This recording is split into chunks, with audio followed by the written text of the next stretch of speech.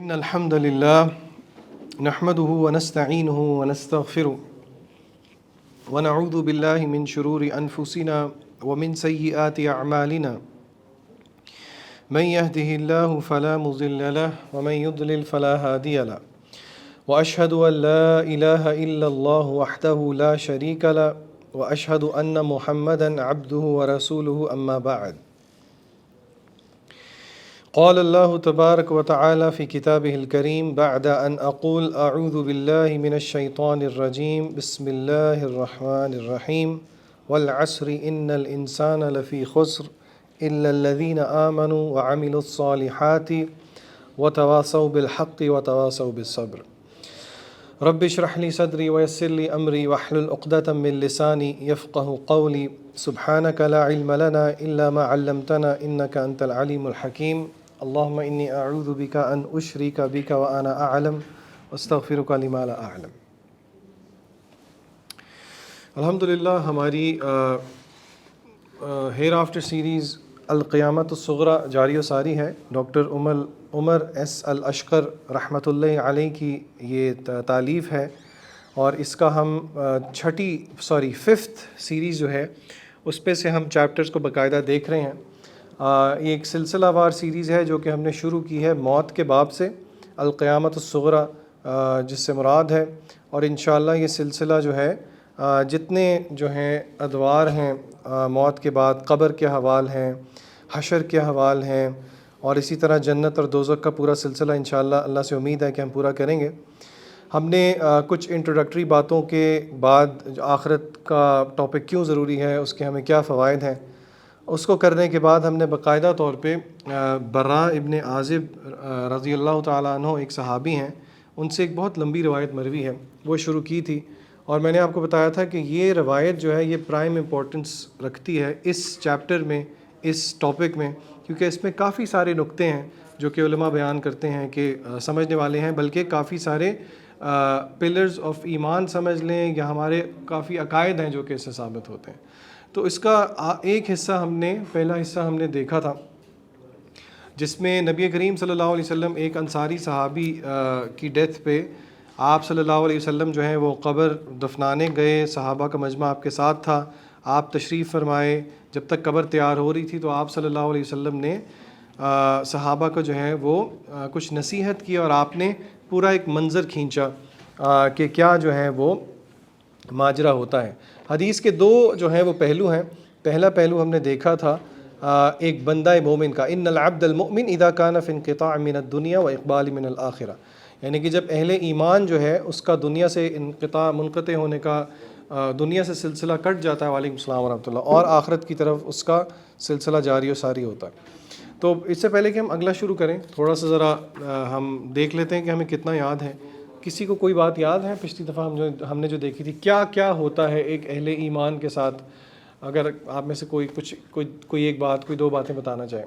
اس کا مقصد یہ ہے کہ ایک ذرا ریفریشر ہو جائے گا، پھر ہم حدیث کے دوسرے پورشن کی طرف چلیں گے.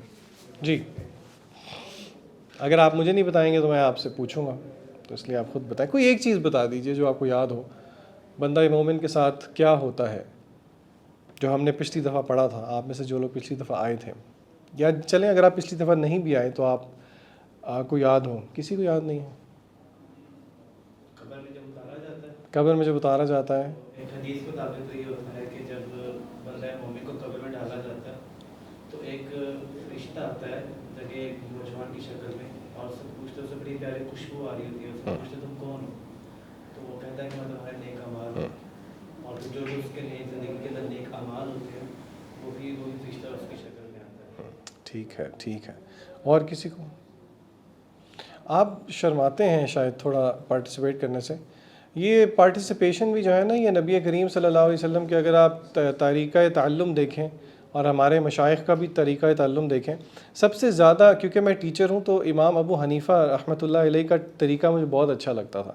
وہ ٹیچنگ میں کیا کرتے تھے، وہ جب ایک بات سمجھاتے تھے تو اپنے ساری کلاس کو قائل کر لیتے تھے ایک اوپینین پہ کہ اس کا جو ہے نا وہ فائنل جو ایک رولنگ ہے وہ یہ ہوگی، حالانکہ اس کی رولنگ اور ہوتی تھی. تو وہ بعد میں پھر کہتے تھے نہیں یہ میں اس سے ڈس ایگری کرتا ہوں، پھر وہ سمجھاتے تھے کہ اسے ڈس ایگری کیوں کرنا ہے. تو یہ طریقہ نبی ہے صلی اللہ علیہ وسلم. کوئی اور جی بتایا، مجھے کسی نے ہاتھ کھڑا کیا تھا جی.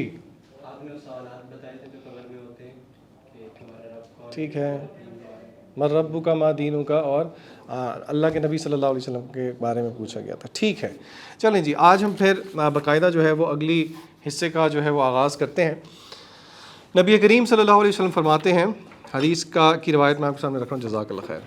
قال وَإِنَّ الْعَبْدَ الْكَافِرَ إِذَا كَانَ فِي انْقِطَاعٍ مِّنَ الدُّنْيَا. یہاں پہ ایک بات میں آپ کو بتاتا چلوں، حدیث کے الفاظ وَإِنَّ الْعَبْدَ الْكَافِرَ ہے کہ جب کافر کی باری آتی ہے، لیکن یہ انشاءاللہ ہم آج نقطے میں پڑھیں گے. جو قبر کی سختی ہے، قبر کا عذاب ہے، میں آپ سے یہ سوال پوچھ رہا ہوں، کیا یہ صرف کفار کے لیے ہے، منافقین کے لیے ہے، یا یہ مسلمانوں کے لیے بھی ہے؟ جی ایک تو جو جنرل ہوگا سب کے لیے ہوتا ہے، جو آزمائش ہوگی. نہیں، میں نے قبر عذاب القبر کا پوچھا ہے. فتنۃ القبر کا میں نے ایک ہوم ورک دیا تھا، اس پہ بھی ہم آتے ہیں، لیکن میں عذاب القبر کی بات کر رہا ہوں. عذاب جو وہ جن کے اعمال برے ہوں گے ان پہ ہوگی. دیکھیں حدیث کے الفاظ تو ہیں وَإِنَّ الْعَبْدَ الْكَافِرَ، لیکن علماء یہ بات سمجھاتے ہیں کہ یہ قبر کی سختی جو ہے یہ صرف اور صرف کافر کے لیے نہیں ہے، یہ منافقین کے لیے بھی ہے. اور یہ وہ مسلمان کچھ گناہ ہیں جو کہ دیکھیے کچھ تو یہ آگے ہم پڑھیں گے کہ عذاب القبر جو ہے عمومی طور پہ گناہوں کی وجہ سے بھی ہو سکتا ہے، لیکن شیخ جو ہیں رحمہ اللہ اس کتاب میں یہ سب ٹاپک لے کے آئے ہیں کہ کچھ اسپیسیفک اعمال بھی آئے ہیں حدیث کے اندر جو کہ سبب بنتے ہیں عذاب القبر کا، جو کہ آج ہم دیکھیں گے. بہرحال بتانے کا مقصد یہ ہے کہ یہ جو میں آپ کو پوری روایت بتا رہا ہوں، آلدو یہ شروع ہو رہی ہے وَإِنَّ الْعَبْدَ الْكَافِرَ سے، لیکن اس سے مراد یہ نہیں ہے کہ یہاں پہ اس سے مراد صرف کافر ہے. اس سے مراد ہر وہ مسلمان بھی ہو سکتا ہے جس کو اللہ نہ کرے اگر گناہوں کی وجہ سے اس پہ عذاب ہو. بہرحال آپ صلی اللہ علیہ وسلم فرماتے ہیں وَإِنَّ الْعَبْدَ الْكَافِرَ، اور جب ایک کافر بندہ اذا کان فی انقطاع من الدنیا، جب دنیا سے اس کا سلسلہ ختم ہوتا ہے، وَإِقْبَالٍ مِّنَ الْآخِرَةِ، اور آخرت کی طرف وہ جاتا ہے. میں پیرافریز کر کے، میں ورڈ ٹو ورڈ آپ کو میننگ نہیں بتا رہا. او کما قال نبی صلی اللہ علیہ وسلم نزل الیہ الملائکہ، اس کی طرف ملائکہ نازل ہوتے ہیں. آپ کو یاد آتا جائے گا کہ تقریباً سیکوینس وہی ہے جو کہ ہم نے پچھلی دفعہ دیکھا تھا. نزل الیہ ملائکہ، اگر کسی کو یاد ہو تو اہل ایمان کی طرف بھی ملائکہ نازل ہوتے تھے. کتنے ملائکہ نازل ہوتے تھے؟ دو ملائکہ نازل ہوتے تھے. ایک تو ملک الموت ہے جی، جہاں تک فرشتوں کی دو جماعت ہیں. ایک تو ملک الموت تو بعد میں ہے، پہلے یہ اہل ایمان کے لیے جنت سے فرشتے اتر رہے ہیں. کتنے فرشتے، کتنی فوج ہے؟ جہاں تک حتی مد البصر، غالباً حدیث کے الفاظ یہ تھے. تو یہاں پہ جو ہے حدیث کے الفاظ ہیں نزل الیہ الملائکہ ملائکۃ من السماء سد الوجوہ، یعنی کہ ان کے چہرے جو ہیں وہ کالے سیاہ ہیں. معہم المسوح فجلسوا منہ مد البصر، اور ان کے چہرے سیاہ ہیں اور وہ بیٹھ جاتے ہیں جہاں تک کہ اس بندے کی نظر جاتی ہے.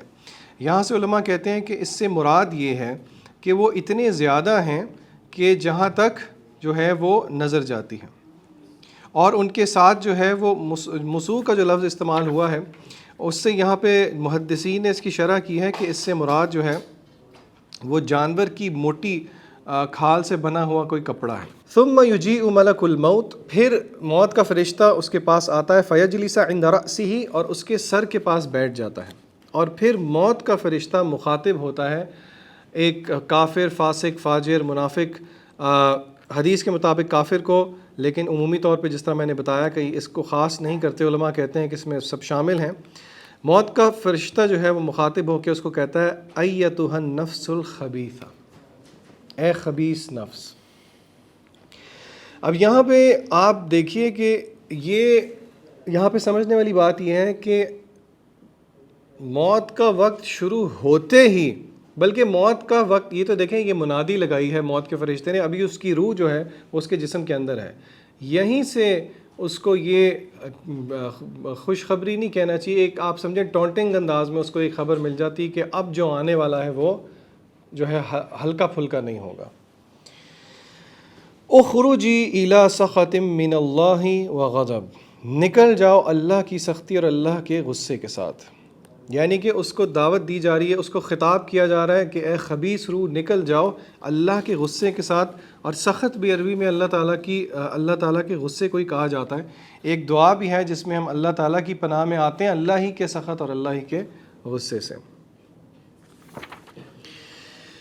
حدیث کے الفاظ ہیں فتفرق فی جسدی، اس کی جو روح ہے وہ اس بندے کے جسم کے اندر پھیل جاتی ہے، یعنی کہ وہ باہر نہیں نکلنا چاہتی۔ اور پھر حدیث کے الفاظ ہیں جس کا مفہوم یہ ہے کہ موت کا فرشتہ اس کو پکڑ کے کھینچتا ہے تو اس کی کیفیت ایسے ہے جیسے کہ کانٹے دار کیکٹس پہ، کانٹے دار جھاڑی کے اوپر سلک کا دوپٹہ رکھ کے اس کو کوئی زور سے کھینچے۔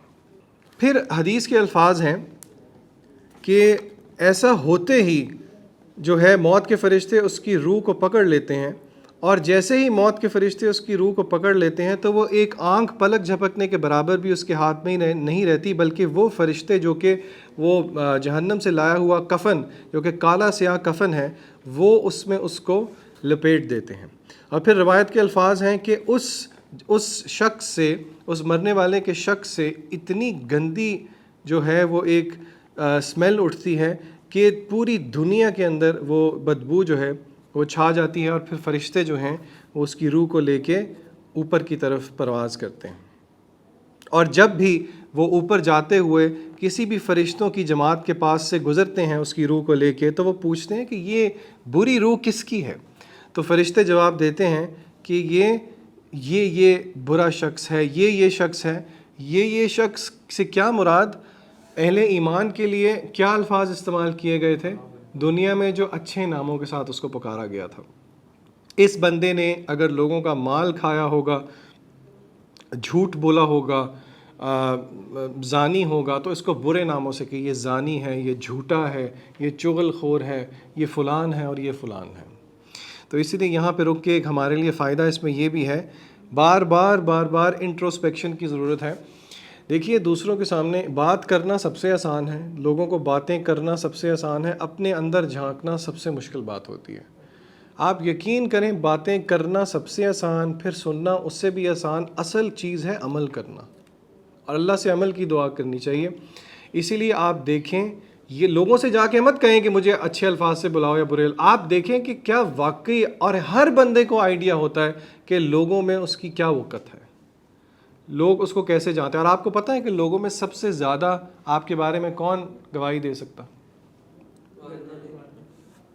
ہمارے گھر والے۔ آپ کو کیا پتا میں گھر میں کیسا ہوں؟ میں تو آپ کے سامنے آپ پتہ نہیں کیا سوچتے ہوں گے، اچھا ہی گمان کرتے ہوں گے، میں آپ کے بارے میں بھی اچھا گمان کرتا ہوں، لیکن یہ آپ کے گھر والوں کو سب سے بہتر پتہ۔ علماء کہتے ہیں کہ بچوں کے بارے میں والدہ سے پوچھو، ایک جوان شخص کے بارے میں اس کی اہلیہ سے پوچھو کہ وہ گھر میں کیسے، بیوی سے پوچھے، یعنی کہ گھر والوں سے، امی ابو بہن بھائی میاں بیوی، وہ بتا سکتے ہیں، وہ آپ کے کیریکٹر کے لیے واؤچ کر سکتے ہیں، وہ ان کی گواہی اصل گواہی ہے۔ اور یاد رکھیے کہ یہ گواہی بہت اہم ہے۔ کیوں اہم ہے؟ ایک اور حدیث میں آتا ہے کہ جب جنازے کا ٹائم ہوتا ہے اور لوگ کسی کی وفات ہوتی ہے، اور کسی کی وفات پہ اگر کچھ مسلمان اچھی بات کر دیں تو وہ اس کے لیے گواہی بن جاتے ہیں۔ میں آپ کو ایک حدیث کا مفہوم بتا رہا ہوں کہ وہ اس کے لیے گواہی بن جاتے ہیں اس کے جنت میں داخلے کے لیے۔ یہ اللہ کی طرف سے بشارتیں ہیں۔ اور اگر کوئی اسی لیے کہتے ہیں کہ جو کوئی بھی فوت ہوا اس کے بارے میں اچھے الفاظ ہی استعمال کرنے چاہیے۔ بہرحال تو اس کو برے ناموں سے جو ہے وہ بلایا جائے گا، جس طرح کے برے ناموں سے اس کو دنیا میں بلایا جاتا ہے۔ اور جب وہ پہلے آسمان پہ پہنچیں گے، بندہ مومن کتنے آسمان تک گیا تھا؟ اوپر 7 آسمان تک۔ اس کو جب پہلے ہی آسمان پہ لے کے جایا جائے گا اور درخواست پیش کی جائے گی کہ پہلے آسمان کا دروازہ کھولا جائے، تو اس کے لیے پہلے آسمان کا دروازہ نہیں کھولا جائے گا۔ اور پھر نبی کریم صلی اللہ علیہ وسلم نے یہ حدیث کے الفاظ کرتے ہوئے الفاظ ہیں ثم قرأ رسول اللہ صلی اللہ علیہ وسلم، پھر آپ نے قرآن مجید کی یہ آیت پڑھی جو کہ غالباً سورہ اعراف کی آیت ہے، لا تفتح لهم ابواب السماء ولا يدخل الجنہ حتى يلج الجمل في سم الخیاط۔ اس کا مطلب یہ ہے کفار کے بارے میں پرائمرلی یہ آیت ہے کہ ان کے لیے جنت کے دروازے بھی نہیں، ان کے لیے آسمانوں کے دروازے بھی نہیں کھولے جائیں گے اور ان کو جنت میں داخل بھی نہیں کیا جائے گا یہاں تک کہ اونٹ جو ہے وہ سوئی کے اس باریک سوراخ سے نہ گزر جائے، جو کہ آپ کو پتہ ہے کبھی بھی نہیں گزر سکتی۔ اللہ تعالیٰ نے ایک مثال دی ہے، آپ نے سوئی دھاگا دیکھا ہے؟ دھاگا چلا جاتا ہے نا سوئی کے اندر، جو خواتین سلائی کرتی ہیں، اس سوراخ کے اندر سے اونٹ کیمل گزر سکتا ہے؟ نہیں گزر سکتا، امپاسبل بات ہے۔ تو اللہ یہاں پہ یہ سمجھا رہے ہیں کہ وہ ان کے لیے آسمانوں کے دروازے کھولے جائیں، ان کو جنت میں داخل کیا جائے، یہ امپاسبل بات ہے۔ پھر اللہ رب العزت جو ہیں وہ فرمائیں گے کہ اس کا نامہ اعمال اس کو سجین میں لکھ، اکتبو، حدیث کے الفاظ ہیں فیقول اللہ اکتبو کتابہ فی سجین فی الارض السفلی، اس کی کتاب کو سجین میں لکھ دیا جائے۔ قرآن مجید میں اگر آپ سورہ مطففین پڑھیں تو علیین اور سجین اس کا ذکر ہے۔ ابھی فی الحال اس کی تفصیل میں نہیں جاؤں گا، یہ انشاءاللہ آگے آنے والی باتیں ہیں تو ہم سیکوینس میں ہی دیکھیں گے۔ بہرحال اسی حدیث میں ہمیں پتہ لگتا ہے کہ وہ سجین کہاں پہ ہے۔ حدیث کے کیا الفاظ ہیں؟ فی الارض السفلی، زمین کے نیچے۔ تو پھر حدیث کے الفاظ ہیں کہ اس کی روح کو آسمان سے پھینکا جائے گا، اور پھر نبی کریم صلی اللہ علیہ وسلم نے ایک اور آیت کی تلاوت کی، ثم قرأ ومن یشرک باللہ فکأنما خر من السماء فتخطفه الطیر او تہوی بہ الریح فی مکان سحیق۔ اس کا مطلب یہ ہے، اس کا میننگ یہ ہے، یہ بھی سورہ حج کی آیت ہے، آیت نمبر 31 ہے، مشرکین کے بارے میں ہے کہ جس نے بھی اللہ کے ساتھ شرک کیا تو گویا کہ ایسے ہیں کہ وہ آسمان سے گر رہا ہے اور پرندے جو ہیں اس کو نوچ رہے ہیں اور ہوا اس کو بہت دور دور پھینک رہی ہے۔ پھر حدیث کے الفاظ ہیں کہ اس کی روح کو اس کے جسد کے اندر واپس بھیج دیا جائے گا۔ اس کا جسد کدھر ہے؟ قبر کے اندر۔ حدیث کے الفاظ ہیں فَتُعَادُ رُوحُهُ فِي جَسَدِهِ وَيَأْتِيهِ مَلَكَانِ فَيُجْلِسَانِهِ وَيَقُولَانِ لَهُ مَن رَبُّكَ، پھر اس کے پاس دو فرشتے آئیں گے، اور یہ دو فرشتے کون سے ہیں؟ منکر اور نکیر ہیں، اور وہ اس کو بٹھائیں گے۔ اور یہ دو فرشتے چاہے بندہ مومن ہو چاہے بندہ مشرک ہو، یہ سخت فرشتے ہیں۔ حدیث میں ان کی جو ڈسکرپشن آئی ہے وہ سخت ہی کی آئی ہے، اور ایک اور اس کی بھی حدیث میں ڈسکرپشن آئی تھی، کس کو یاد ہے؟ میں نے بتایا تھا آپ کو، ایک روایت میں ان کی آنکھوں کے رنگ کے بارے میں بتایا گیا ہے کہ یہ نیلی ہوں گی ان کی آنکھیں۔ ان کی کیفیت کیا ہے واللہ تعالی عالم۔ اچھا یہ ان کی کیفیت کیا مجھے اور آپ کو پوچھنی چاہیے؟ کیوں نہیں پوچھنی چاہیے؟ کیونکہ یہ غیب کی باتیں ہیں، اور غیب میں کیوں اور وائے والی چیز جو ہے وہ اللہ تعالیٰ نے پسند نہیں کی۔ آپ کو اگر یاد ہوگا پہلی کلاس میں میں نے آپ کو آل عمران کی آیت سنائی تھی کہ اللہ نے کچھ آیات کو محکم بنایا ہے، کچھ کو متشابہات بنایا ہے، جن کے دل میں ٹیڑھ ہے وہ متشابہات کو پکڑ لیتے ہیں، تو اس لیے متشابہات میں ہم نہیں جاتے، اور بہرحال اس کی ہم نے تفصیلی گفتگو کی تھی کہ ہم کیوں نہیں جاتے۔ تو فرشتے اس سے پوچھیں گے مر ربک کا، تیرا رب کون ہے؟ اب دیکھیے عام طور پہ تو اس کا جو جواب ہے وہ سب کو پتہ ہے کہ رب ہر ایک کا، رب کا کیا مطلب ہوتا ہے؟ جس کی ہم بندگی کرتے ہیں۔ نہیں، جس کی ہم بندگی کرتے ہیں وہ رب نہیں، وہ الہ ہے۔ رب کا مطلب، رب کا جو روٹ ورڈ ہے وہ ہے، آپ والدین والی دعا آپ کو یاد ہے کسی کو؟ رب ارحمہما۔ اچھا اس دعا کو ذرا تھوڑا سا سمجھتے ہیں۔ آپ اللہ سے دعا کریں رب ارحمہما، کہ آپ یا رب میرے ہمہما، دونوں پہ، دونوں کون؟ والدین پہ رحم فرما، کما جیسے کہ ربیانی، انہوں نے مجھے ربیانی کا یہاں پہ جو ربیانی میں نی ہے اس سے مراد میں ہوں، یعنی کہ آپ اللہ سے کہہ رہے ہیں رب انہوں نے جیسے مجھے پالا صغیرہ، جب میں چھوٹا تھا۔ تو اس سے پتہ لگا کہ رب کا جو لفظ ہے اس سے مراد ہے نرچر کرنا، تربیت کرنا، ٹھیک ہے؟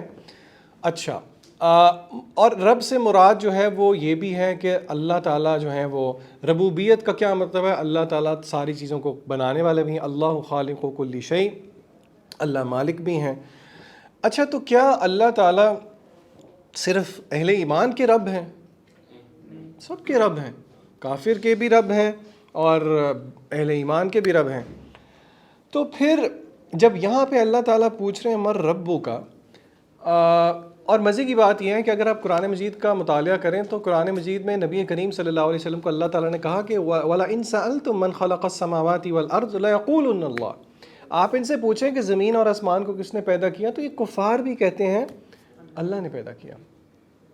اور یہ مشہور تھا یا رب، رب نام اور تھا، لیکن بہرحال وہ اللہ تعالیٰ کو تو اللہ، یاد رکھیے یہ عقیدے کے باب میں اہم چیز ہے. مشرکین مکہ اللہ کا انکار نہیں کیا کرتے تھے، ایتھیسٹ بہت گنے چنے تھے. مسئلہ کیا تھا؟ وہ اللہ تعالیٰ کو الہ نہیں ماننے کو تیار تھے. لا الہ الا اللہ کیوں نہیں کہتے تھے؟ آپ صلی اللہ علیہ وسلم کیوں اپنے چچا کو جب وہ بستر مرگ پہ تھے تو کان میں آ کے کیا کہتے ہیں کہ اے چچا آپ یہ پڑھ لیں قولوا لا الہ الا اللہ، میں قیامت کے دن اللہ کے سامنے اس کلمے کی وجہ سے آپ کی سفارش کروں گا. لیکن وہ نہیں پڑھتے تھے کیونکہ وہ اس کا مطلب سمجھتے تھے کہ سارے الہوں کو نگیٹ کرنا پڑے گا، اور الہ کی وہ انڈرسٹینڈنگ ان کی نہیں تھی جو کہ ہماری ہے. ہر معبود کو، چاہے وہ آپ کی نفس کا الہ ہے. نفس کا الہ کس کو کہتے ہیں؟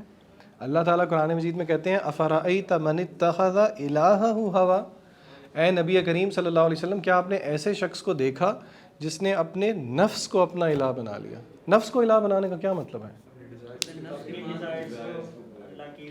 اللہ کی ایک اللہ کی چاہت ہے اور ایک آپ کے نفس کی خواہشات ہیں. اب آپ کس کے بندے ہیں؟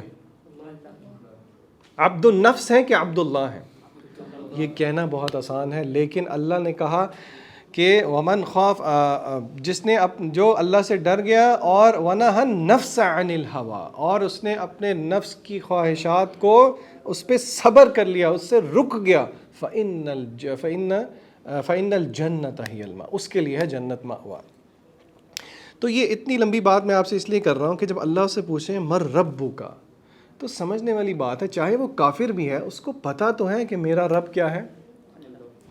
حدیث کے الفاظ ہیں فیقول ہا لا ادری. ہا ایک عربی میں ایکسپریشن ہے گھبراہٹ کا کہ مجھے نہیں پتا. آپ سوچیں پوچھنے والی فرشتے پوچھ رہے ہیں، کس کے بارے میں پوچھ رہے ہیں؟ اللہ کے بارے میں پوچھ رہے ہیں. اس شخص کو خوب اس وقت تک علم ہو چکا ہوتا ہے کہ اس کی موت واقع ہو چکی ہے، وہ قبر کے اندر ہے. اس سے آپ سچویشن کا اندازہ لگائیں. بندے کو پتہ ہے قبر کے اندر ہے، سخت فرشتے آ رہے ہیں، لیکن اس وقت در حقیقت زبان نہیں بول رہی، بلکہ در حقیقت بندے کی پوری زندگی بولتی. میرے اور آپ کے لیے سوال ہے، پوچھیں اپنے آپ سے کیا زندگی کے ہر موقع پہ ہم یہ حق ادا کر سکتے ہیں ربی اللہ، میرا رب اللہ ہے. کہنا بہت آسان ہے، اس کی نشیدیں بنانا گانا بہت آسان ہے، ربی اللہ، دینی الاسلام، اس پہ عمل کرنا، اصل چیز عمل کرنا. میں سوال اینڈ میں لیتا ہوں. من ربک فیقول ہا لا ادری، ہا مجھے نہیں پتا.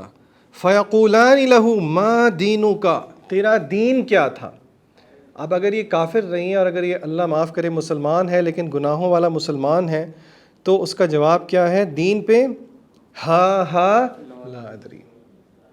یہاں پہ رک کے پھر دوسروں کو چھوڑ دیں، اپنے آپ سے پوچھیں. بہت مزہ آتا ہے اکثر ہمیں کہتے ہوئے کہ بے دین طبقہ، لبرل طبقہ دین سے بیزار. ٹھیک ہے وہ بیزار ہے، اپنے آپ سے سوال کریں میں اور آپ، کیا واقعی میں اور آپ اسلام کو اون کرتے ہیں؟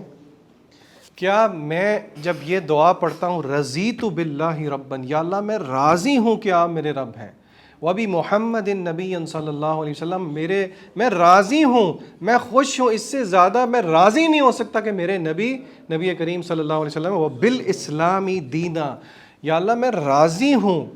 یہ بہت بڑی بات ہے. یہ صبح شام کے اذکار میں دعا آتی ہے، 3 دفعہ پڑھنے کی بہت فضیلت ہے اس کی. یا اللہ میں راضی ہوں کہ آپ میرے رب ہیں، میں راضی ہوں کہ نبی کریم صلی اللہ علیہ وسلم میرے نبی ہیں، میں راضی ہوں میرا دین اسلام. آپ اس کو نا آپ نے عرف میں دیکھ کے دیکھیں. آپ کو کوئی کہے کہ جی مثلاً آپ کے لیے ایک بڑا ایک اسپیشل کوئی جگہ ارینج کی گئی ہے اور آپ نے کسی دوست سے ملنا ہے، اور آپ سارے سیٹنگز دیکھ کے سب کچھ دیکھ کے کہیں کہ جی میں ایک چیز سے راضی ہوں. بندہ کبھی نہ کبھی کوئی چھوٹی موٹی چیز میں نقص نکال ہی دیتا ہے. یہ دعا پڑھنا آسان ہے. اس دعا کو پڑھتے ہوئے اپنے آپ سے یہ پوچھا کریں کیا میں یہ سچ بول رہا ہوں اللہ تعالیٰ سے؟ کیا واقعی میں راضی ہوں کہ میرا رب اللہ ہے؟ کہ مجھے اللہ سے گلے ہیں کہ اللہ یہ ایسے کیوں ہو گیا، وہ ایسے کیوں ہو گیا. اچھا اس میں بھی آپ نے ایک بات کو غلط نہیں سمجھا. اللہ تعالیٰ سے گلہ کرنا غلط بات ہے؟ جب میں یہ کہہ رہا ہوں اللہ سے گلہ کرنا تو اس سے کیا مراد ہے؟ مثال دیجیے، کوئی مجھے بتائے گا کہ اللہ سے گلے کی بہترین طریقہ. اور گلہ اصل میں یہ لفظ یوز کر رہا ہوں، اس کو متعین کرنا ضروری ہے. یعقوب علیہ السلام نے ایک بات کہی تھی. کیا کہی تھی؟ انما اشکو بثی وحزنی الی اللہ. یہ توحید کی جان ہے. اللہ سے گلہ کرنے کا کیا مطلب ہے؟ تکلیفیں دینے والی ذات کون ہے؟ اللہ تعالیٰ کو مزہ آتا ہے تکلیفیں دے کے؟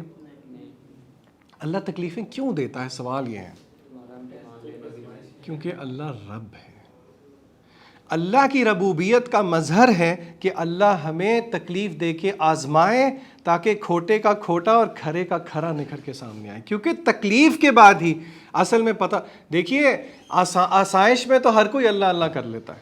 جب اللہ تکلیف دے اور پھر بندہ اللہ تعالیٰ کی پناہ لے، اللہ تعالیٰ کی طرف رجوع کرے، تو اصل توحید کا جو مزہ ہے آپ کہیں یا جو وہ تب پتہ لگتا ہے. تو یہ جو یعقوب علیہ السلام نے دعا کی تھی، انما اشکو بثی وحزنی الی اللہ، اس سے مراد یہ توحید کا بہترین مظہر ہے. یہ گلہ کوئی وہ گلہ نہیں کہ آپ نے اللہ ایسے کی، اس کا مطلب ہے یا اللہ میں سارے دکھ غم آپ ہی کے سامنے لے کے آتا ہوں، کسی مخلوق کے سامنے نہیں لے کے آتا. تو یہ میں اس کی بات نہیں کر رہا. کہنے کا مقصد یہ ہے کہ جب آپ دعا پڑھ رہے ہیں رضیت باللہ ربن، جب بھی آپ صبح شام کو یہ اذکار کریں، یہ حدیث ذہن میں لے کے آیا کریں کہ آپ جو دعویٰ کر رہے ہیں میں راضی ہوں میرا رب اللہ ہے، میں راضی ہوں میرے نبی صلی اللہ علیہ وسلم ہے، اور میں راضی ہوں کہ میرا دین اسلام ہے، تو کیا واقعی یہ دل سے ہیں یا پھر یہ اوپر سے ہیں؟ یہ دل سے ہونا چاہیے. یہ دل سے ہونا چاہیے. کوشش کریں راضی ہونا سیکھیں. ایک بڑا مشہور شعر ہے کہ رضائے حق پہ راضی رہ. یہ تو غالباً اقبال کا ہے، مجھے اب ایگزیکٹلی یاد نہیں آ رہا کہ یہ تو کیسا، یعنی کہ یہ حرف ندا کیوں اللہ کے سامنے. اللہ مصیبت دیتا ہے، اللہ تو نوازنے کے لیے مصیبت دیتا ہے. کتنے بات سائٹ پہ نکل رہی ہے لیکن کیونکہ ضروری ہے. کوئی مجھے بتائے گا کتنے ایسے میں نے آپ کو بتایا تھا کھانا کھانے کے بعد دعا پڑھیں تو کتنے گناہ معاف ہو جاتے ہیں؟ سارے گناہ معاف ہو جاتے ہیں. السلام علیکم کہنے پہ کتنی نیکی ملتی ہے؟ 10 نیکیاں. السلام علیکم ورحمۃ اللہ پہ کتنی نیکی ملتی ہے؟ السلام علیکم ورحمۃ اللہ وبرکاتہ پہ کتنی ملتی ہے؟ اچھا کون کون سے ایسے اعمال ہیں جن پہ بے حساب اجر ملتا ہے؟ الصوم لی وانا اجزی بہ، او کما قال النبی صلی اللہ علیہ وسلم، روزہ میرے لیے ہے اور میں ہی اس کا اجر ہوں. یہ حدیث قدسی ہے. اللہ کے نبی صلی اللہ علیہ وسلم فرماتے ہیں کہ اللہ تعالیٰ فرماتے ہیں الصوم لی، روزہ میرے لیے ہے، وانا اجزی بہ. تو روزے کا اس حدیث کی محدثین نے شرح کیا ہے کہ اللہ کہتے ہیں کہ اس کی اجر میں، اس کی جزا میں ہوں، یا اس کی جزا بے حساب جو ہے وہ اجر ہے. اور کوئی ایسا عمل ہے؟ صدقے پہ ٹھیک ہے 100 700 واللہ یضاعف لمن یشاء، اللہ جس کے لیے چاہے بڑھا دے. لیکن خاص طور پہ حدیث میں ذکر آیا ہو نون والقلم وما یسطرون سورت جو ہے، اس کی روح سے ہمیں پتہ لگتا ہے کہ اگر آپ کا مذاق اڑایا جا رہا ہو اور آپ اس کو اللہ کی خاطر برداشت کر لیں، وَإِنَّ لَكَ لَأَجْرًا غَيْرَ مَمْنُونٍ، بغیر حساب کے اجر ملے گا. اور تیسری چیز سورہ زمر میں اللہ فرماتے ہیں اب یہ آپ کو تکلیف آ رہی ہے، یا اللہ میرے ساتھ کیوں؟ اور یہ بندے کی نیچر ہے، بندہ سمجھتا ہے کہ ساری مصیبتیں اس پہ ہی ٹوٹتی ہیں، دور کے ڈھول سہانے ہی ہوتے ہیں. آپ یقین کریں کہ ہر کوئی اپنی اپنی مصیبتوں میں ہوتا ہے، ہمیں دیکھ کے نظر نہیں آتا، لیکن بندہ سمجھتا ہے کہ سارے مصیبتوں کے پہاڑ میرے پہ ہی ٹوٹے، یہ بھی میرے ساتھ، گھر کے مسائل بھی میرے ساتھ، پڑھائی کے مسائل بھی میرے ساتھ، کام کے مسائل بھی میرے ساتھ، ایمان کے مسائل بھی میرے ساتھ. یاد رکھیے اللہ فرماتے ہیں انما یوفی الصابرون اجرہم، بے شک صبر کرنے والوں کو اجر ملے گا کتنا؟ بغیر حساب، بغیر حساب کے. یہ کون کہہ رہا ہے؟ اللہ تعالیٰ کہہ رہے ہیں. تو پھر آپ مجھے بتائیں اللہ تعالیٰ اگر مصیبت دے بھی دیں تو کیا اس پہ صبر کرنے کا حق بنتا ہے کہ نہیں بنتا؟ اسی لیے نبی کریم صلی اللہ علیہ وسلم فرماتے ہیں قیامت کے دن لوگ حسرت کریں گے ہمیں کینچیوں سے کاٹا جاتا، ہماری سکنوں کو چیرا جاتا، او کما قال النبی صلی اللہ علیہ وسلم، اور ہم اس پہ صبر کرتے اور اللہ ہمیں اجر دیتا. راضی رہیں. اس بات پہ کہ رب ہمارا اللہ ہے، وہ رب ہے، وہ آزما سکتا ہے۔ راضی رہیں کہ ہمارا دین اسلام ہے، اور کھلے انشراح صدر کے ساتھ، کانفیڈنس کے ساتھ دنیا کے سامنے سر اٹھا کے جینا سیکھیں کہ اسلام میرا ہے، اسلام ہم سب کا ہے۔ بندہ مومن شرمایا نہیں کرتا اللہ تعالیٰ کے دین پہ عمل کرتے ہوئے۔ جی ہم فتنے کے دور میں ہیں، آزمائشیں ہیں، مشکلیں ہیں، کوئی بہن پردہ کرتی ہے، بالکل مت گھبرائے، وہ صرف یہ ذہن میں رکھے کہ یہ میں نے فقط کس کے لیے کیا ہے؟ للہ، صرف اللہ تعالیٰ کے لیے۔ کوئی بھائی کسی بھی پہلو سے دین پر عمل کرنے کی کوشش کرتا ہے، لوگ مذاق اڑاتے رہے ہیں دینداروں کا، لوگ مذاق اڑاتے ہیں اور لوگ مذاق اڑاتے رہیں گے۔ یہ سنت ہے جو کہ قائم دائم رہنے والی ہے، میرے اور آپ پہ ہے کہ ہم اس سے اجر لے جائیں۔ مر ربک ہا ہا لا ادری ما دینک فیقول ہا ہا لا ادری فیقولان لہ ما ھذا الرجل الذی بعث فیکم، اس شخص کے بارے میں صلی اللہ علیہ وسلم کیا خیال ہے جو تمہارے بیچ بھیجا گیا تھا؟ فیقول ہا ہا لا ادری۔ کسی نعت کی محفل میں بیٹھ کے نبی کریم صلی اللہ علیہ وسلم کا ذکر سن کے رونا بڑا کنٹیجس ہوتا ہے۔ کیا نبی کریم صلی اللہ علیہ وسلم کے پہ نعت بھیجنی چاہیے؟ نعت پڑھنی چاہیے؟ کیا خیال ہے؟ وَرَفَعْنَا لَكَ ذِكْرَكَ، نبی کریم صلی اللہ علیہ وسلم کا ذکر عبادت ہے، یہ میرے اور آپ کا عقیدہ ہے۔ قرآن مجید فرما رہا ہے وَرَفَعْنَا لَكَ ذِكْرَكَ، نبی کریم صلی اللہ علیہ وسلم کا ذکر مبارک کرنا یہ عین عبادت ہے، یہ اہل سنت والجماعت کا عقیدہ ہے۔ وہ ایک الگ بات ہے کہ نام شرکیہ جو ہے وہ الفاظ نہیں ہونے چاہیے، لیکن میں آپ کو بات جو سمجھانا چاہ رہا ہوں، نعت کی محافل میں بیٹھ کے نبی کریم صلی اللہ علیہ وسلم کا ذکر سننا اچھی بات ہے، لیکن اس میں تو وہ جیسے کہتے ہیں نا کہ تراویحوں میں سب کو رونا آ ہی جاتا ہے۔ آنسو کے بارے میں کیا ہے؟ اللہ کو اس شخص پہ جہنم حرام ہے جو کہ اللہ کے ڈر کی خاطر اس کی آنکھ اشکبار ہو۔ تو اکیلے میں آپ مجھے بتائیں کہ کیا آپ قیامت کے دن کیا آپ کو انتظار ہے نبی کریم صلی اللہ علیہ وسلم سے ملنے کا؟ یہ میں اور آپ اپنے آپ سے پوچھیں، کیا آپ کو لگتا ہے کہ آپ نبی کریم صلی اللہ علیہ وسلم کو قیامت کے دن مل کے کہہ سکیں گے اے نبی کریم صلی اللہ علیہ وسلم، آپ کا مشن میرا مشن تھا، دین اسلام جس طرح آپ نے پھیلانے کا جذبہ ہمیں سکھایا اور جو کہ حق ادا کرنا چاہیے تھا میں نے اس کی پوری کوشش کی؟ یہ سوال ہونا چاہیے۔ یہ سوال کیوں ضروری ہے؟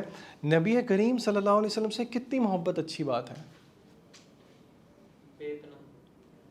کتنی اچھی بات ہے، بہت اچھی بات ہے۔ اللہ کے نبی صلی اللہ علیہ وسلم کہتے ہیں تم میں سے ہرگز وہ شخص مومن نہیں ہو سکتا جس کو میں اس کے اپنے آپ سے، اس کے گھر والوں، اس کے مال سے، او کما قال نبی، یعنی کہ ہر ایک سے زیادہ پیارا نہ ہو جاؤں۔ تو وہ ہم تو کہہ دیتے ہیں، لیکن صحابہ جو ہیں وہ سمجھتے تھے کہ اگر کوئی چیز کہنی ہے تو وہ ایک لائبلٹی والی بات ہے۔ تو میں اور آپ اپنے آپ سے سوال کریں، مر ربک، بات یہاں پہ اس حدیث میں سمجھنے والی ہے ہی اہم بات یہ ہے، کیا میں نے رب کو رب مانا ہے؟ کیا میں نے دین کو دین سمجھا ہے؟ کیا میں نے نبی کریم صلی اللہ علیہ وسلم کو نبی کریم صلی اللہ علیہ وسلم ماننے کا حق ادا کیا ہے یا نہیں کیا؟ اور ایک اور روایت کے مطابق آتا ہے، اس بخاری مسلم کی روایت میں نہیں ہے لیکن اسی حدیث کی اور ویریشنز بھی ہیں، اس میں آتا ہے منافق کہے گا ہاں ہاں میں نے سنا تھا کچھ لوگوں کو کہتے ہوئے اسلام اور نبی کریم صلی اللہ علیہ وسلم۔ فَيُنَادِي مُنَادٍ مِّنَ السَّمَاءِ، آسمان سے پکارنے والا پکارے گا، یعنی کہ اللہ تعالیٰ کہیں گے ان کذب عبدی، میرے بندے نے جھوٹ بولا، یعنی کہ ہا ہا لا ادری، اس کو پتہ تھا۔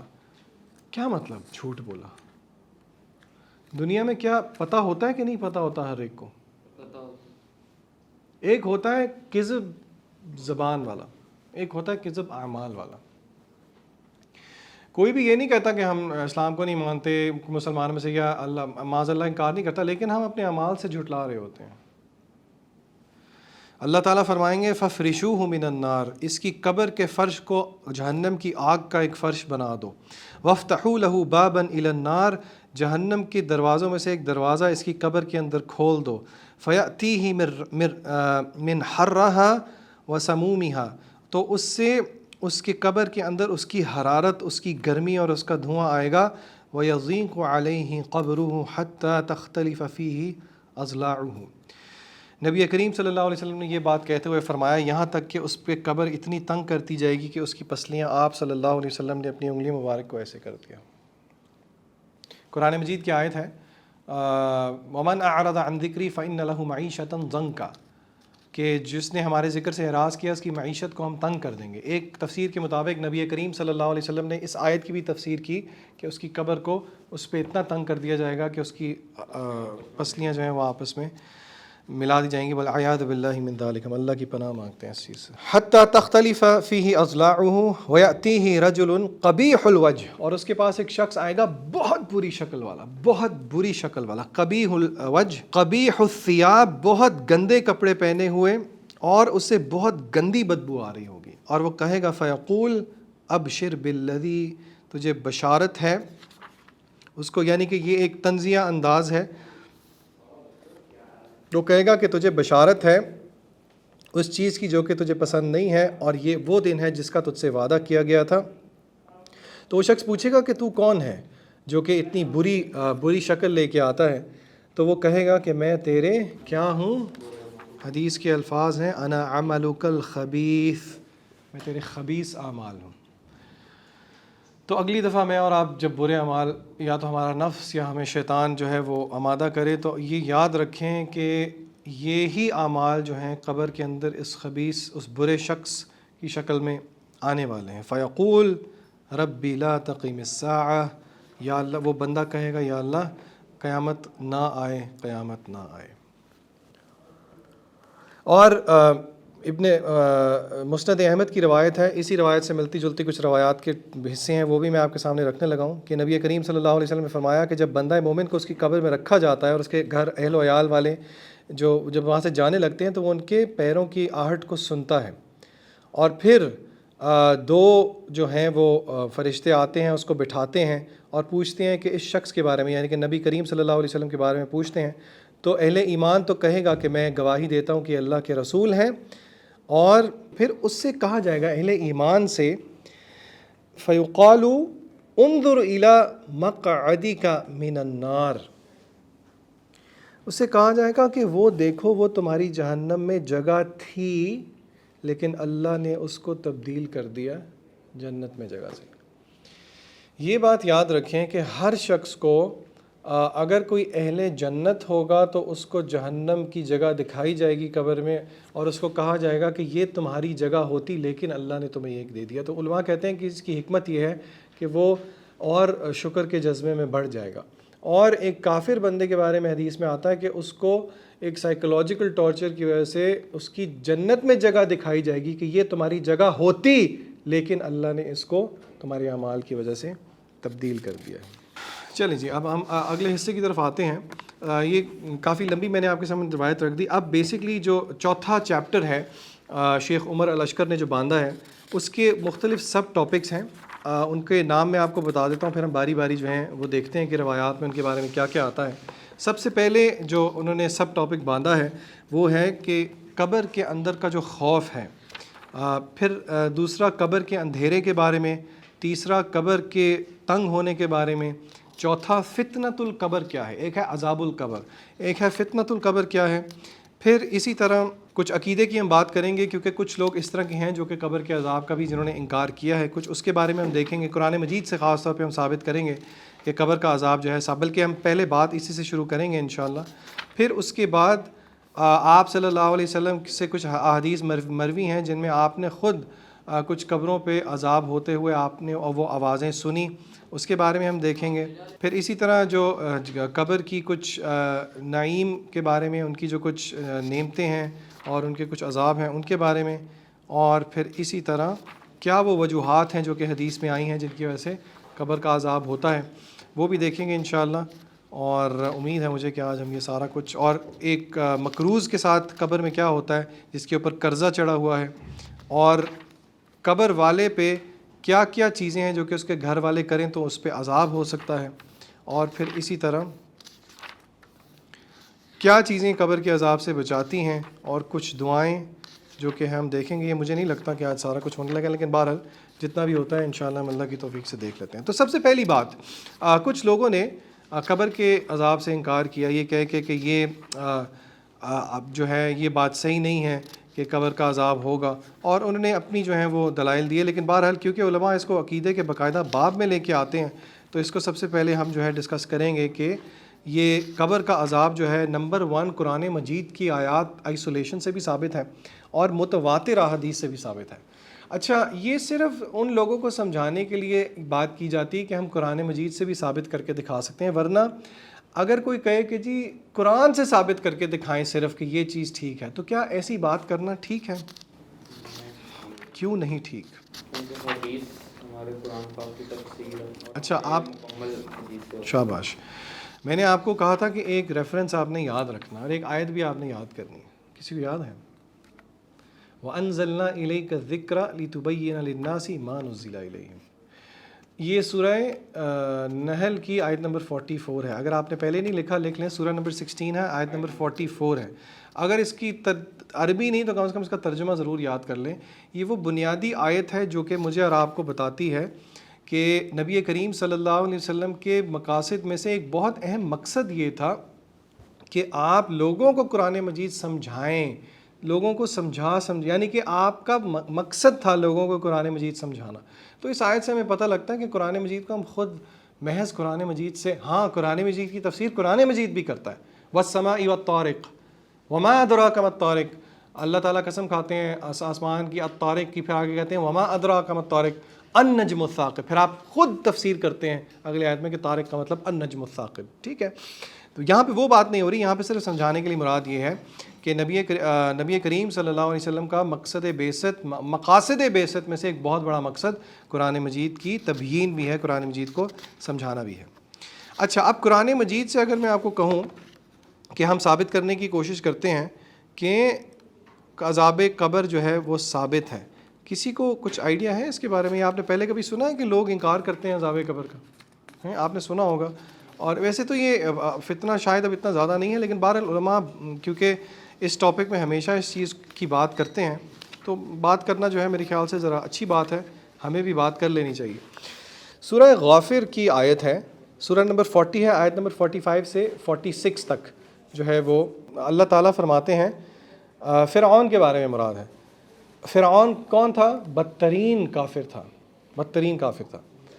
وحاق بآل فرعون سوء العذاب النار يعرضون عليها غدوا وعشيا. یہ سب سے ایکسپلیسٹ آیت ہے جس سے ثابت ہوتا ہے کہ اس وقت فرعون پہ اور آل فرعون پہ عذاب ہو رہا ہے. فرعون فوت ہو چکا ہے، ٹھیک ہے، اور اس وقت وہ عالم برزخ میں ہے، ٹھیک ہے. قرآن مجید کی اس آیت کا ترجمہ یہ ہے، النار، آگ کو یعنی کہ جہنم کو، جہنم کی آگ کو سے ان کو ایکسپوز کیا جاتا ہے، علیہا، ان کو جہنم کی آگ کو ان پہ پیش کیا جاتا ہے، علیہا غدوا و عشیہ، صبح بھی اور عشیہ، عشیہ آفٹرنون کو کہتے ہیں، سپہر کو کہتے ہیں. اور وَيَوْمَ، اچھا اس آیت کے اتنے ٹکڑے سے کوئی کہہ سکتا ہے یہاں سے یہاں پہ مراد تو ہو سکتا ہے کہ جہنم کی آگ ہو. آیت کا اگلا حصہ ہے وَيَوْمَ تَقُومُ السَّاعَةُ، اور جس دن ساعہ یعنی کہ قیامت قائم ہوگی، ادخلوا آل فرعون اشد العذاب، اس دن ان لوگوں کو زیادہ دردناک عذاب دیا جائے گا. تو اور بھی بہت ساری آیات ہیں، لیکن بہرحال یہ ایک سب سے ایکسپلیسٹ آیت ہے جس سے علماء ثابت کرتے ہیں کہ قبر کا عذاب جو ہے وہ اس وقت جو ہے وہ ہو رہا ہے. اور یہ متواتر احادیث کا کیا مطلب ہوتا ہے، کوئی بتائے گا؟ یعنی کہ وہ اتنے تواتر سے ثابت ہے کہ اس پہ اس چیز کا ایگری کر لینا کہ اتنے سارے لوگوں نے غلط بات کی ہوگی، وہ بالکل اس کی پاسبلٹی رول آؤٹ ہو جاتی ہے. نریٹر کافی زیادہ، جس طرح کہ بھائی نے بتایا کہ کم از کم 10 سے زیادہ نریٹرز ہوں. اچھا جی، تو یہ تو بات ہو گئی جی عقیدے کی. ہم انشاءاللہ آج یہاں پہ روکتے ہیں. میں نے بہت زیادہ اسے سوچا ہوا تھا میں کروں گا، لیکن چلیں بہرحال انشاءاللہ یہ جو جتنی میں نے آپ کو باتیں بتائیں، ایک اور لمبی حدیث ہے جس کا ہم اگلی دفعہ ذکر کریں گے. اس میں یہ جو میں نے کچھ پوائنٹرز بتائے ہیں وہ حدیث بیان کر کے پھر میں آپ کو، اصل میں یہ جو علماء پوائنٹس بناتے ہیں نا، یہ ان احادیث سے ہی بناتے ہیں، لیکن کیونکہ سمجھانے کے لیے میں تھوڑا سا بک کا آرڈر جو ہے وہ آگے پیچھے کر رہا ہوں. مجھے شاید اس کی تیاری کرتے ہوئے آسانی لگتی ہے کہ آپ لوگوں کو شاید زیادہ بہتر بات سمجھ میں آئے گی. تو واللہ تعالی عالم بالصواب. اگر آپ کا کوئی سوال ہے، بلکہ سوال سے پہلے ہم بہت قیمتی ٹائم ہے، ہم جو ہے وہ اللہ تعالیٰ سے تھوڑی سی دعا کر لیتے ہیں. اللہ تعالیٰ سے ہم دعا کرتے ہیں کہ جو کچھ سب سے پہلے تو ہم نے پڑھا، ہم نے سنا، اللہ تعالیٰ ہمیں اس پہ عمل کرنے کی توفیق عطا فرمائے. اصل چیز عمل ہے. میرا کہہ دینا یہاں پہ بیٹھ کے سب سے آسان بات ہے. آپ یقین کریں کہ یہ بہت ڈر بھی لگتا ہے، لیکن بہرحال اپنے ہی اساتذہ کے حکم سے ہم آپ کے سامنے بیٹھتے ہیں. ورنہ علماء کے ہوتے ہوئے علماء ہی سے علم لینا چاہیے، لیکن علماء ہی کے حکم سے آپ یقین کریں کہ میں کبھی بھی یہاں پہ بیٹھ کے نہ پڑھاؤں، لیکن یہ ہے کہ اپنے ٹیچرز کا حکم ہے، اس لیے ان کے حکم پہ لبیک کہتے ہوئے آپ کے سامنے ہم حاضر ہیں. اللہ سے دعا کرتے ہیں کہ اللہ تعالیٰ ہماری کمیوں کو، کوتاہیوں کو، ہمارے سب سے پہلے اللہ تعالیٰ ہمیں صغیرہ گناہوں سے بھی بچنے کی توفیق عطا فرمائے، کیونکہ ہم ان کو بہت ہلکا سمجھتے ہیں. اللہ تعالیٰ ہمیں ہمارے تمام کبیرہ گناہ ہمیں معاف کرے، کبیرہ گناہوں کی انٹینسٹی کو سمجھنے کی توفیق دے. ہم اللہ سے دعا کرتے ہیں کہ اللہ تعالیٰ ہمیں اپنے والدین کا فرما بردار بنا دے. یقین کریں کہ والدین کا جو فرما بردار ہے، مذاق کے علاوہ بات کر رہا ہوں کہ اس کے بارے میں ہم کنفرم جنتی کہہ سکتے ہیں. وہ تو مذاق میں لگے ہوتے ہیں نا، کنفرم جنتی. اگر آپ دیکھنا چاہتے ہیں چلتا پھرتا جنتی، دیکھیں کہ والدین کی خدمت کون کرتا ہے. اگر آپ چلتا پھرتا نیک آدمی دیکھنا چاہتے ہیں تو آپ دیکھیں کہ والدین کے لیے رب ارحم. آپ نے میری ایک بات ماننی ہے آج سے، سجدے میں آپ ڈھیر ساری دعائیں کیا کریں، رج کے دعائیں کیا کریں، دل کھول کے. عربی میں فرض نماز میں آپ کر سکتے ہیں، ویسے غیر نماز میں آپ سجدے میں جا کے اللہ سے ویسے بھی اپنی زبان میں بھی دعا کر سکتے ہیں. سجدے میں دعا کیا کریں، رب ارحمہما کما ربیانی صغیرا. ایسا کیوں ہے؟ ایک سلف نے یا غالباً ایک صحابی نے کہا کہ مجھے ایگزیکٹ نہیں یاد، لیکن یہ کسی شخص کے نیک ہونے کی دلیل ہے کہ وہ والدین کے لیے دعا کرے. جو والدین کے لیے دعا کرتا ہے وہ نیک ہے. کیسے پتہ لگا؟ حدیث کے الفاظ ہیں کہ نیک بندہ اپنے والدین کے لیے دعا کرتا ہے، رب ارحمہما کما ربیانی صغیرا. تو کسی صحابی یا کسی سلف نے کہا کہ تم نے حدیث کے الفاظ نہیں دیکھے کہ نیک بندہ اپنے والدین کے لیے دعا کرتا ہے. تو تم اگر نیک بننا چاہتے ہو تو یہ دعا اگر آپ کو یاد نہیں ہے یاد کر لیں، رب ارحمہما کما ربیانی صغیرا. یہ سورہ اسراء کی آیت ہے، غالباً 14واں پارہ ہے اگر میں غلط نہیں ہوں. سورہ بنی اسرائیل 17 سورہ ہے، اس میں ہی آپ کو، آپ گوگل سرچ کر کے دیکھ لیں، دعا فار پیرنٹس، آپ کو امیجز میں مل جائے گی. جی سجدے میں ہم قرآن کی آیات تلاوت نہیں کر سکتے، لیکن ہماری بہت سی ایسی دعائیں. میں اس سوال کا جواب دیتا ہوں، ابھی دیتا ہوں. اللہ تعالیٰ سے ہم دعا کرتے ہیں کہ اللہ تعالیٰ ہمیں ہر قسم کی بری نظر سے بچائے. بری نظر سے بچنا اور اس کے بارے میں دعا کرنا اتنا کیوں ضروری ہے؟ کیونکہ نبی کریم صلی اللہ علیہ وسلم نے قیامت کی نشانیوں میں سے ایک بہت بڑی نشانی بتائی کہ آخر الزمان کچھ لوگوں کی وفات صرف اور صرف نظر لگنے کی وجہ سے ہوگی. عین الحق، عین لگنا حق بات ہے. اللہ تعالیٰ تمام حاسدوں کے حسد سے ہمیں بچائے، تمام جادوگروں کے جادو سے ہمیں بچا کے رکھے، اور اللہ تعالیٰ ہمیں ویسا بنا دے جیسے کہ اللہ تعالیٰ کو پسند ہے.